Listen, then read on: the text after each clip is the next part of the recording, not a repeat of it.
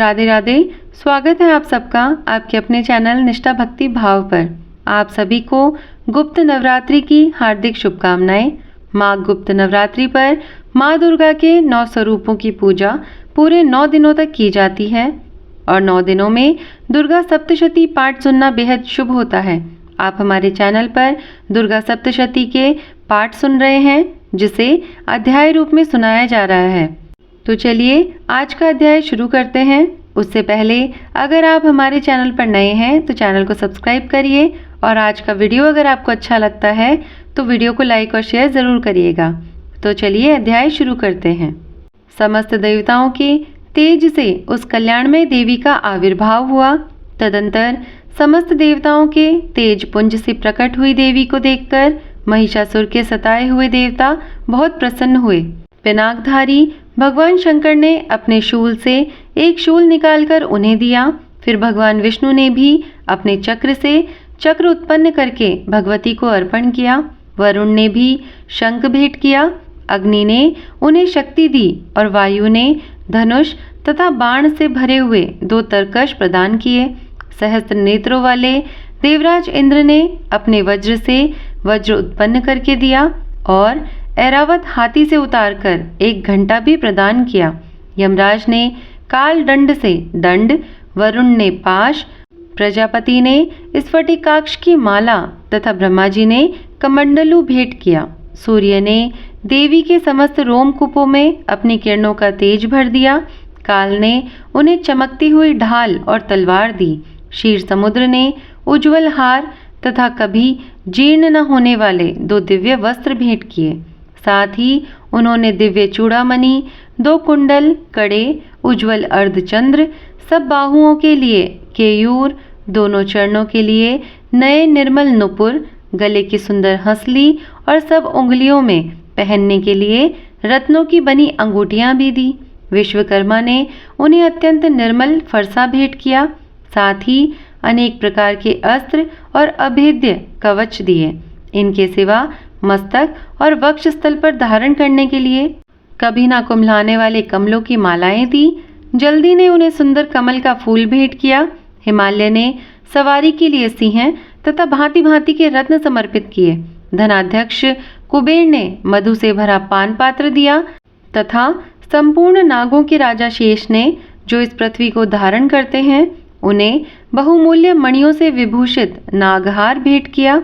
इसी प्रकार अन्य देवताओं ने भी आभूषण और अस्त्र शस्त्र देकर देवी का सम्मान किया। तत्पश्चात उन्होंने बारंबार अट्टहास पूर्वक उच्च स्वर से गर्जना की। उनके भयंकर नाद से संपूर्ण आकाश गूंज उठा। देवी का वह अत्यंत उच्च स्वर से किया हुआ सिंहनाद कहीं समा न सका। आकाश उसके सामने लघु प्रतीत होने लगा। उससे बड़े जोर की प्रतिध्वनि हुई जिससे संपूर्ण विश्व में हलचल मच गई और समुद्र कांप उठे। पृथ्वी डोलने लगी और समस्त पर्वत हिलने लगे। उस समय देवताओं ने अत्यंत प्रसन्नता के साथ सिंहवाहिनी भवानी से कहा, देवी तुम्हारी जय हो। साथ ही महर्षियों ने भक्ति भाव से विनम्र होकर उनका स्तवन किया। संपूर्ण त्रिलोकी को शोभग्रस्त देखकर दैत्यगण अपनी समस्त सेना को कवच आदि से सुसज्जित कर हाथों में हथियार ले सहसा उठकर खड़े हो गए। उस समय महिषासुर ने बड़े क्रोध में आकर कहा, आह, ये क्या हो रहा है। फिर वह संपूर्ण असुरों से घिरकर उस सिंहनाद की ओर लक्ष्य करके दौड़ उठा और आगे पहुंचकर उसने देवी को देखा, जो अपनी प्रभा से तीनों लोकों को प्रकाशित कर रही थी। उनके चरणों के भार से पृथ्वी दबी जा रही थी। माथे के मुकुट से आकाश में रेखा सी खिंच रही थी तथा वे अपने धनुष की टंकार से 7 पातालों को शुद्ध किए देती थी। देवी अपनी हजारों भुजाओं से संपूर्ण दिशाओं को आच्छादित करके खड़ी थी। तदंतर उनके साथ दैत्यों का युद्ध छिड़ गया। नाना प्रकार के अस्त्र शस्त्रों के प्रहार से संपूर्ण दिशाएं उपदासित होने लगी। चिक्षुर नामक महान असुर महिषासुर का सेना नायक था। वह देवी के साथ युद्ध करने लगा। अन्य दैत्यों की चतुरंगिनी सेना साथ लेकर चामर भी लड़ने लगा। 60,000 रथियों के साथ आकर उद्रग नामक महादैत्य ने लोहा लिया।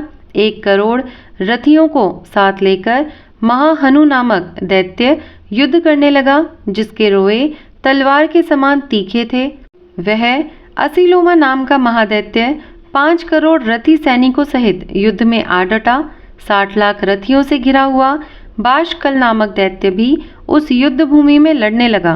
परिवारित नामक राक्षस हाथी सवार और घुड़सवारों के अनेक दलों तथा 1 करोड़ रथियों की सेना लेकर युद्ध करने लगा। बिडाल नामक दैत्य 5 अरब रथियों से घिरकर लोहा लेने लगा। इनके अतिरिक्त और भी हजारों महादैत्य रथ, हाथी और घोड़ों की सेना साथ लेकर वहां देवी के साथ युद्ध करने लगे। स्वयं महिषासुर उस रणभूमि में कोटि कोटि सहस्त्र रथ, हाथी और घोड़ों की सेना से घिरा हुआ खड़ा था। वे दैत्य देवी के साथ तोमर, भिंदीपाल, शक्ति, मूसल, खड़ग, परशु और पट्टीश आदि अस्त्र शस्त्रों का प्रहार करते हुए युद्ध कर रहे थे। कुछ दैत्यों ने उन पर शक्ति का प्रहार किया, कुछ लोगों ने पाश फेंके तथा कुछ दूसरे दैत्यों ने खड़ग प्रहार करके देवी को मार डालने का उद्योग किया। देवी ने भी क्रोध में भरकर खेल खेल में ही अपने अस्त्र शस्त्रों की वर्षा करके दैत्यों के समस्त अस्त्र शस्त्र काट डाले। उनके मुख पर परिश्रम या थकावट का रंच मात्र भी चिन्ह नहीं था। देवता और ऋषि उनकी स्तुति करते थे और वे भगवती परमेश्वरी दैत्यों के शरीरों पर अस्त्र शस्त्रों की वर्षा करती रही। देवी का वाहन सिंह भी क्रोध में भरकर गर्दन के बालों को हिलाता हुआ असुरों की सेना में इस प्रकार विचरने लगा, मानो वन में दावानल फैल रहा हो। रणभूमि में दैत्यों के साथ युद्ध करती हुई अंबिका देवी ने जितने निश्वास छोड़े, वे सभी तत्काल सैकड़ों हजारों गणों के रूपों में प्रकट हो गए और परशु, भिंदीपाल, खड़ग तथा पट्टीश आदि अस्त्रों द्वारा असुरों का सामना करने लगे। देवी की शक्ति से बड़े हुए वे गण असुरों का नाश करते हुए नगाड़ा और शंख आदि बाजा बजाने लगे। उस संग्राम महोत्सव में कितने ही गण मृदंग बजा रहे थे। तदंतर देवी ने त्रिशूल से, गदा से, शक्ति की वर्षा से और खड़ग आदि से सैकड़ों महादैत्यों का संहार कर डाला। कितनों को घंटे के भयंकर नाद से मूर्छित करके मार गिराया। बहुतेरे दैत्यों को पाश से बांधकर धरती पर घसीटा। कितने ही दैत्य उनकी तीखी तलवार की मार से 2-2 टुकड़े हो गए। कितने ही गदा की चोट से घायल हो धरती पर सो गए। कितने ही मूसल की मार से अत्यंत आहत होकर रक्त वमन करने लगे। कुछ दैत्य शूल से छाती फट जाने के कारण पृथ्वी पर ढेर हो गए। उस रणांगन में बाण समूहों की वृष्टि से कितने ही असुरों की कमर टूट गई। बाज की तरह झपटने वाले देव पीड़क दैत्यगण अपने प्राणों से हाथ धोने लगे। किन्हीं की बाहें छिन्न भिन्न हो गई, कितनों की गर्दनें कट गई। कितने ही दैत्यों के मस्तक कट कट कर गिरने लगे। कुछ लोगों के शरीर मध्य भाग में से विदीर्ण हो गए। कितने ही महादैत्य जांघें कट जाने से पृथ्वी पर गिर पड़े। कितनों को ही देवी ने एक बाह और एक पैर और एक नेत्र वाले करके 2 टुकड़ों में चीर डाला। कितने ही दैत्य मस्तक कट जाने पर भी गिरकर फिर उठ जाते थे और केवल धड़के ही रूप में अच्छे अच्छे हथियार हाथ में ले देवी के साथ युद्ध करने लगते थे। दूसरे का बंद युद्ध के बाजों की लय पर नाचते थे। कितने ही बिना सिर के धड़ हाथों में खड़ग, शक्ति और रिष्टि लिए दौड़ते थे तथा दूसरे महादैत्य ठहरो ठहरो यह कहते हुए देवी को युद्ध के लिए ललकारते थे। जहां वह घोर संग्राम हुआ था, वहां की धरती देवी के गिराए हुए रथ, हाथी, घोड़े और असुरों की लाशों से ऐसी पट गई थी कि वहां चलना फिरना असंभव हो गया था। दैत्यों की सेना में हाथी, घोड़े और असुरों के शरीरों से इतनी अधिक मात्रा में रक्तपात हुआ था कि थोड़ी ही देर में वहां खून की बड़ी बड़ी नदियां बहने लगी।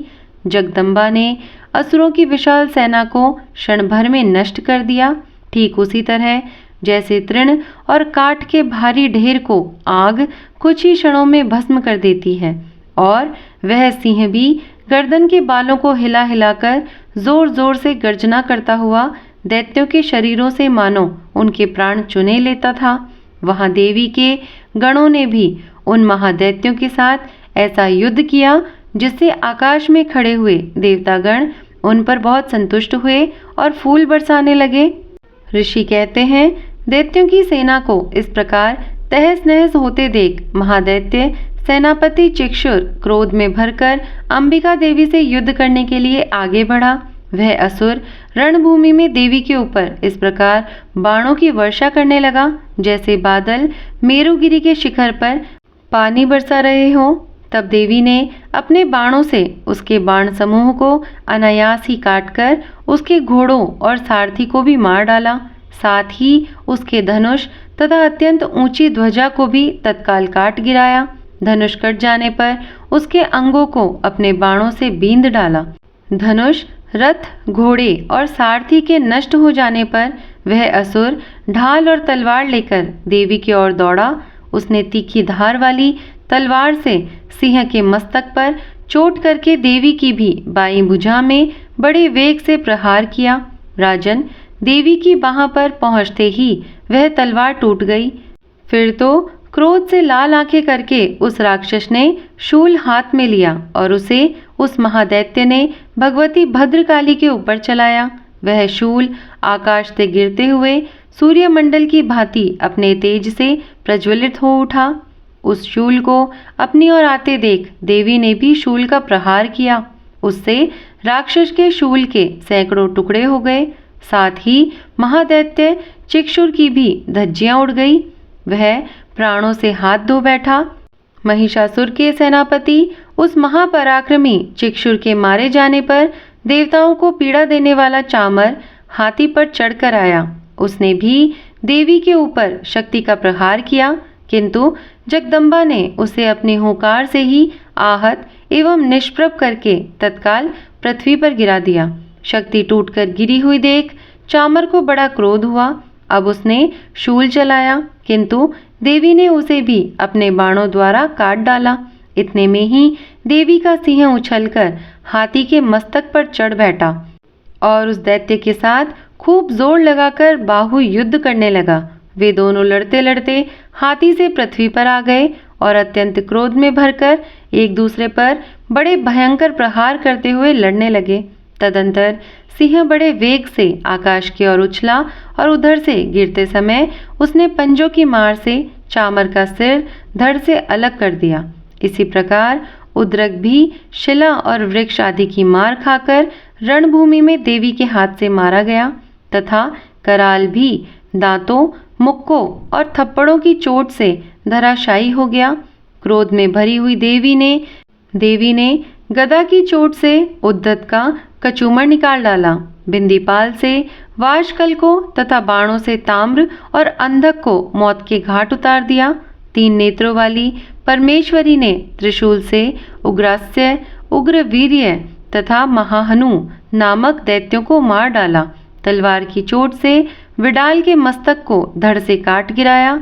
दूरधर और दुर्मुख इन दोनों को भी अपने बाणों से यमलोक भेज दिया। इस प्रकार अपनी सेना का संहार होता देख महिषासुर ने भैंसे का रूप धारण करके देवी के गणों को त्रास देना आरंभ किया।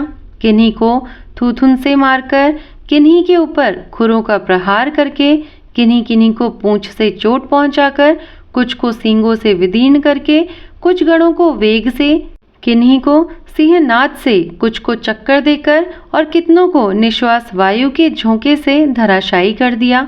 इस प्रकार गणों की सेना को गिराकर वह असुर महादेवी के सिंह को मारने के लिए झपटा। इससे जगदम्बा को बड़ा क्रोध हुआ। उधर महापराक्रमी महिषासुर भी क्रोध में भरकर धरती को खुरों से खोदने लगा तथा अपने सींगों से ऊंचे ऊंचे पर्वतों को उठाकर फेंकने और गरजने लगा। उसके वेग से चक्कर देने के कारण पृथ्वी शुद्ध होकर फटने लगी। उसकी पूंछ से टकराकर समुद्र सब ओर से धरती को डुबाने लगा। हिलते हुए सींगों के आघात से विदीर्ण होकर बादलों के टुकड़े टुकड़े हो गए। उसके श्वास की प्रचंड वायु के वेग से उड़े हुए सैकड़ों पर्वत आकाश से गिरने लगे। इस प्रकार क्रोध में भरे हुए उस महादैत्य को अपनी ओर आते देख चंडिका ने उसका वध करने के लिए महान क्रोध किया। उन्होंने पाश फेंककर उस महान असुर को बांध लिया। उस महासंग्राम में बंध जाने पर उसने भैंसे का रूप त्याग दिया और तत्काल सिंह के रूप में वह प्रकट हो गया। उस अवस्था में जगदम्बा ज्यों ही उसका मस्तक काटने के लिए उद्यत हुई, त्यों ही वह खड्गधारी पुरुष के रूप में दिखाई देने लगा। तब देवी ने तुरंत ही बाणों की वर्षा करके ढाल और तलवार के साथ उस पुरुष को भी बींध डाला। इतने में ही वह महान गजराज के रूप में परिणत हो गया तथा अपनी सूंड से देवी के विशाल सिंह को खींचने और गरजने लगा। खींचते समय देवी ने तलवार से उसकी सूंड काट डाली। तब उस महादैत्य ने पुनः भैंसे का शरीर धारण कर लिया और पहले की ही भांति चराचर प्राणियों सहित तीनों लोगों को व्याकुल करने लगा। तब क्रोध में भरी हुई जगमाता चंडिका बारंबार उत्तम मधु का पान करने और लाल आंखें करके हंसने लगी। उधर वह बल और पराक्रम के मद से उन्मत्त हुआ राक्षस गर्जने लगा और अपने सींगों से चंडी के ऊपर पर्वतों को फेंकने लगा। उस समय देवी अपने बाणों के समूहों से उसके फेंके हुए पर्वतों को चूर्ण करती हुई बोली। बोलते समय उनका मुख मधु के मद से लाल हो रहा था और वाणी लड़खड़ा रही थी। देवी ने कहा, ओ मूढ़, मैं जब तक मधु पीती हूँ तब तक तू क्षण भर के लिए खूब गर्ज ले। मेरे हाथ से यहीं तेरी मृत्यु हो जाने पर अब शीघ्र ही देवता भी गर्जना करेंगे। ऋषि कहते हैं, यो कहकर देवी उछली और उस महादैत्य के ऊपर चढ़ गई। फिर अपने पैर से उसे दबाकर उन्होंने शूल से उसके कंठ में आघात किया। उनके पैर से दबा होने पर भी महिषासुर अपने मुख से दूसरे रूप में बाहर होने लगा। अभी आधे शरीर से ही वह बाहर निकलने पाया कि देवी ने अपने प्रभाव से उसे रोक दिया। आधा निकला होने पर भी वह महादैत्य देवी से युद्ध करने लगा। तब देवी ने बहुत बड़ी तलवार से उसका मस्तक काट गिराया। फिर तो हाहाकार करती हुई दैत्यों की सारी सेना भाग गई तथा संपूर्ण देवता अत्यंत प्रसन्न हो गए। देवताओं ने दिव्य महर्षियों के साथ दुर्गा देवी का स्तवन किया। गंधर्वराज गाने लगे तथा अप्सराएं नृत्य करने लगी। तो यह था आज का अध्याय। उम्मीद करती हूँ आज का अध्याय आपको पसंद आया होगा। अगर वीडियो अच्छा लगा हो तो वीडियो को लाइक और शेयर करिए और अगर आप हमारे चैनल पर नए हैं तो चैनल को सब्सक्राइब करिए। मैं मिलती हूँ आपसे अगले अध्याय के साथ में। तब तक के लिए धन्यवाद। राधे राधे।